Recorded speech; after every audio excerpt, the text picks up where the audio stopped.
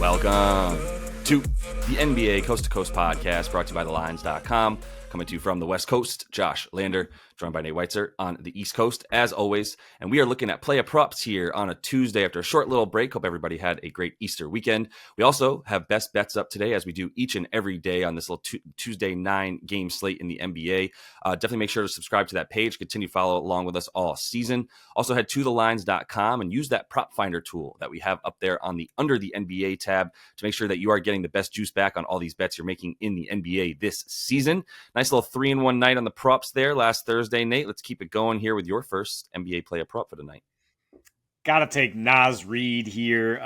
I will tack on his rebounds and go 24.5 points and rebounds. It's not quite as good juice, but I think 7 rebounds is a little low for him given the matchup against Houston, a Houston team that's gone small, playing much faster, and this new look lineup is probably going to be an issue defending him. I mean, if Chris Finch wants to stick with his bigger lineup, we'll see if, maybe Rudy plays fewer minutes and they go with more Naz at the 5. But I mean, who's going to match up on him? If it's Jabari Smith, then you have Amen Thompson on Rudy Gobert. Like the Rockets are just not playing big enough to deal with Naz and Rudy here. And you're getting a little bit of value. He's coming off 2 quiet games against Denver, Chicago. Makes sense. Those are teams that absolutely limit a guy like Naz. His 5 previous, he's averaging 20 points, 8.2 rebounds on 29% usage. That includes only playing 17 minutes when he got concussed at Utah. He had 17 points in those 17 minutes, and he scored about 0.6 points per minute off the bench against Houston in 2 matchups this year. Now he's obviously starting, obviously looking at a big role. Houston in March, like I said, 6th fastest pace, and therefore allowing the 6th most rebounds per game. And that number actually spikes on the road, 46.6 rebounds, including 12 offensive rebounds as they played smaller. They're 18th on the road in defensive rebounding percentage in general. And they haven't really been tested on the road without Şengün. I mean, to a degree, I mean, they beat the Spurs on a back-to-back. They beat Washington. They beat OKC on a back-to-back with no SGA. And they beat Utah, and John Collins went for 30 and 11, if you want to be encouraged here about that player type scoring against this team. On the road for the season, they're 12 and 24. They allow the most free throw attempts in the league and 115 points per game. So they're not the same type of stalwart defense. Kind of indicates an over here if Houston can score on the Wolves. But I just like Naz in this matchup to keep getting buckets. Yeah, that's great. Yeah, Naz is a pretty solid play here. And I mean, honestly, either big guy, and it kind of is a nice correlation to my first best bet. And I'm taking Jabari Smith with the under here, and I'm taking all of it for PRA, 22.5 under for Jabari against this Minnesota squad. And I mean, I think a lot of what you said is relevant here with 2 bigs on the floor, especially for this Minnesota team. I think they were already going to be pretty dominant with Rudy down low versus the likes of some combo of Landale and Jabari Smith and even Amen Thompson down low. Jabari Smith playing some small ball 5 at times and a lot of power forward for the majority of this, which I mean is his normal position. Minnesota has been incredible. Even when Cat was in there, when he was playing really good D, to be honest, this year might have been his best defensive season ever for Karl Anthony Towns before he got hurt. But even without him in there, they're still obviously, like I said, now you got 2 bigs on the floor with some slow-mo in there as well, who can definitely handle Jabari on the defensive side.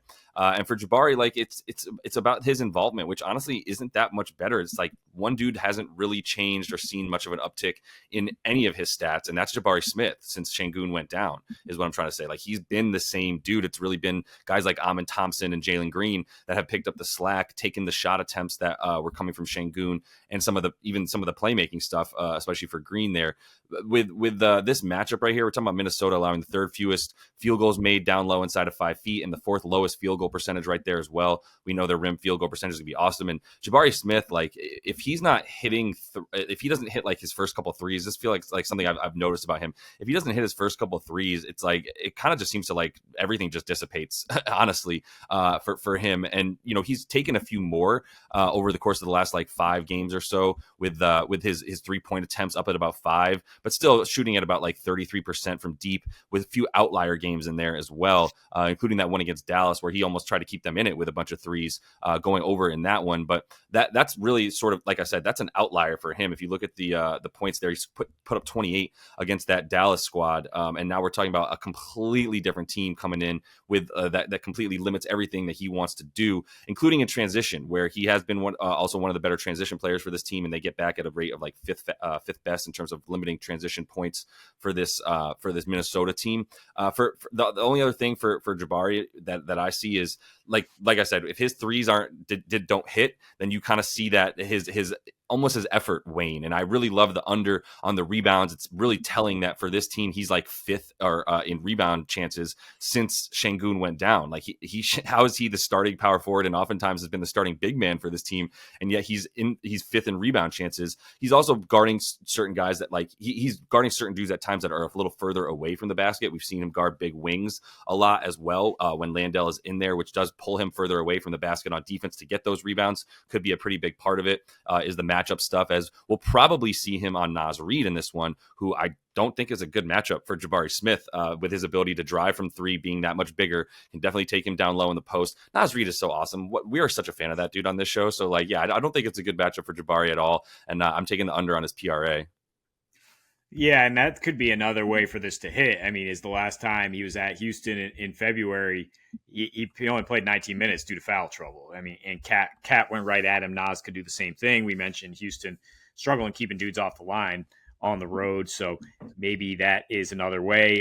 But yeah, I think just the scoring is going to be down in this matchup for everybody as indicated, and especially for a guy like Jabari Smith if he can't get it going from three, which he did last time against Dallas. But I don't know if you're going to depend on that, in a more against a much more disciplined defensive team. So let's go Darius Garland over 6.5 assists here. Cleveland at Utah. Really like this one here at -110 at MGM. Because Donovan Mitchell is not really back to being the ball dominant Donovan Mitchell that we've seen. And I don't think you can, I mean, it kind of eyebrow raising when you see him at 22.5 points for his prop, because he just hasn't been looking to score that much, and various injuries. He's been back for 2 here since the facial injury, and just has not found a rhythm since the All-Star break. 15 points per game.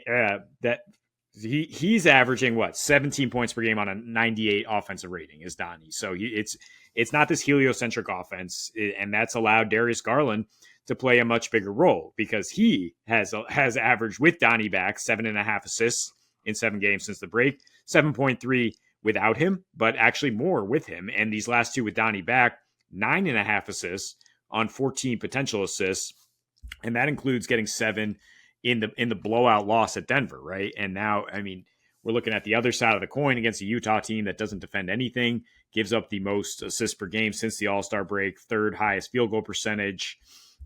Darius has gone at least 7 assists in 5 of his last 8 on the road. The 3 that he didn't go over makes sense. They're Houston, Minnesota, Miami. They're very good defenses. This is not one.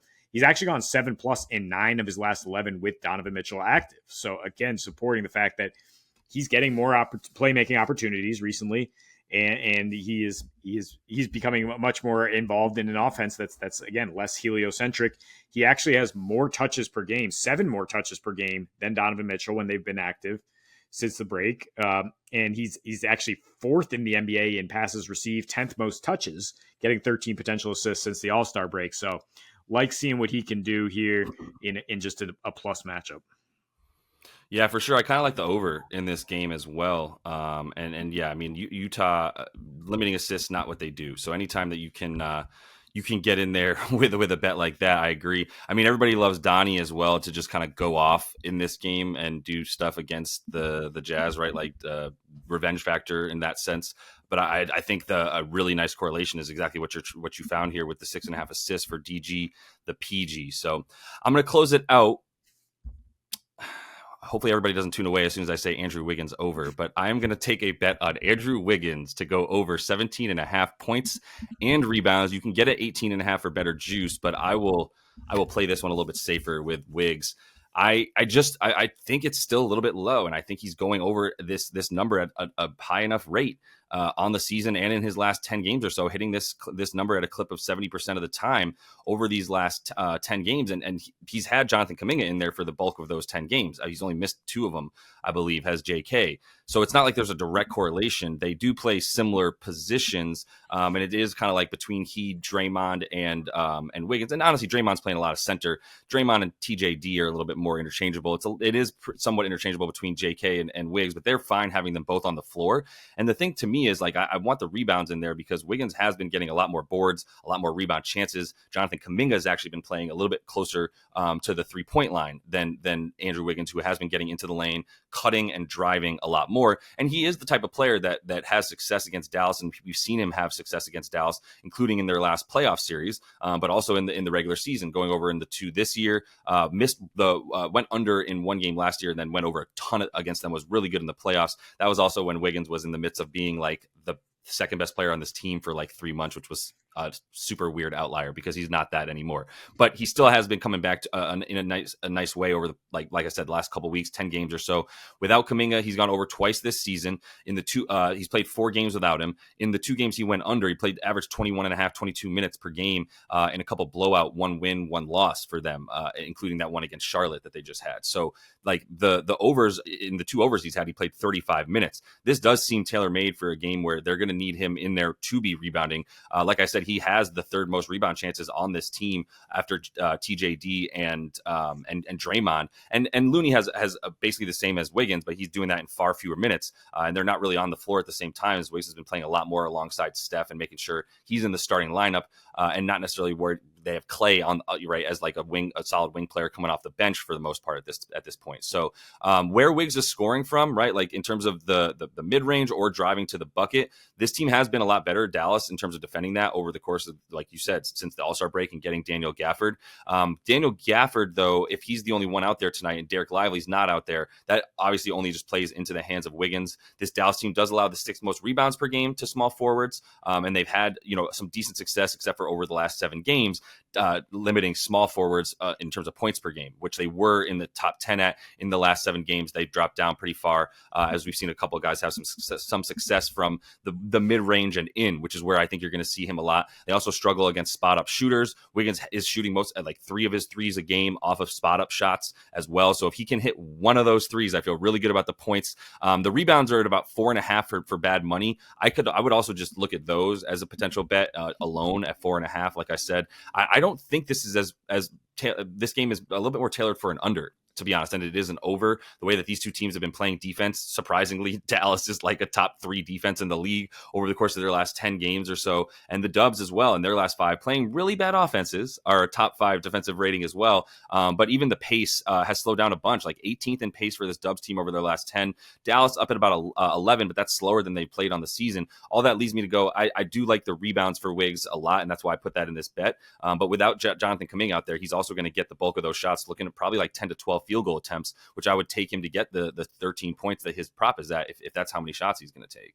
Yeah, the thing is, with Kuminga in there, Wiggins becomes even more of an afterthought, like for opposing defenses, right? I mean, he's not, especially this year where he's just been MIA most of the year. Like nobody's game planning, be like, all right, we got to watch out for Wiggins slipping the screen and like getting like he's not the player he was 2 years ago. So you actually see him go over this total against really good locked in defenses like Orlando, Miami, and Minnesota recently, right? Yep. And Dallas when they were starting to get hot earlier in March. The minutes should be secure because he is a pretty good defensive matchup on Luka, right? We've seen that before. So yeah, I like him just getting enough time here to pile up those stats. I think it's a good find. That's a big part of it. So that is all the time we have for you in this one, though. Continue to follow along, subscribe to that page if you would. Check out the best bets we have up for you as we do each and every weekday. And until we see you next, happy betting.